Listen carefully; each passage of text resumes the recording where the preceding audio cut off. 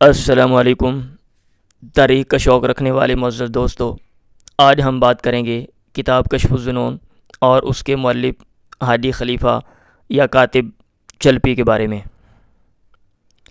زمانہ طالب علمی میں سمجھتا تھا کہ کاتب چلپی یا ہادی خلیفہ پشاور کا کوئی جلیبیاں بیچنے والا پٹھان ہے۔ اب سمجھ آیا کہ میں غلط تھا۔ اس کتاب کا پورا نام کشف الظنون عن اسامی الکتب والفنون ہے۔ یہ کتاب مختلف علوم و فنون کی تعریف اور ان پر لکھی جانے والی مختلف کتابوں کے تعارف پر مشتمل ہے۔ یہ کتاب 300 علوم کی تعریف، 15,000 کتب کے تعارف اور 9,500 مصنفین کے تذکرے پر مشتمل ہے۔ کشف الظنون میں علوم و فنون اور کتب کی ترتیب کے سلسلے میں حروف تہجی کا اعتبار کیا گیا ہے۔ اس کتاب کو 3 حصوں میں تقسیم کیا جاتا ہے۔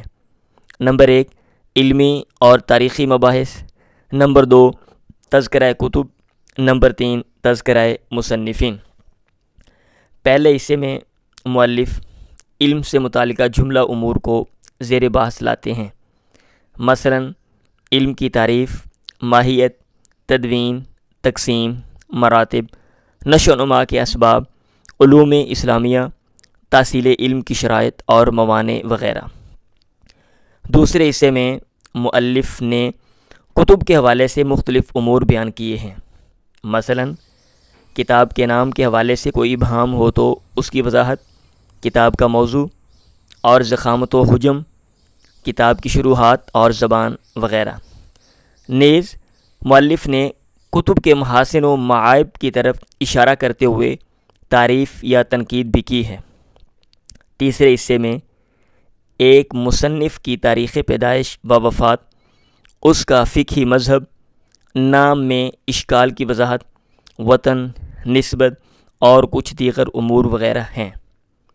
جہاں تک اس کتاب کے مؤلف کی بات ہے تو اس کا نام مصطفیٰ بن عبداللہ ہے۔ ہادی خلیفہ یا کاتب چلپی کے نام سے مشہور ہے۔ ان کی ولادت بمطابق 1609 عیسوی کو استنبول میں ہوئی۔ استنبول ترکی کا سب سے بڑا شہر ہے اور ملک کا معاشی، ثقافتی اور تاریخی مرکز ہے۔ مؤلف نے ابتدا میں رسمی تعلیم حاصل کی، مختلف اساتذہ و مشائخ سے عربی علوم و فنون پڑھے۔ تحصیل علم کے بعد تدریس کی طرف متوجہ ہوئے۔ تدریس کے ساتھ تالیف و تصنیف کو بھی اپنایا اور تینوں زبانوں عربی، فارسی اور ترکی میں مختلف علوم و فنون پر 30 سے زیادہ کتب لکھیں۔ علم کا یہ درخشاں ستارہ سن 1657 عیسوی کو ہمیشہ کے لیے غروب ہو گیا۔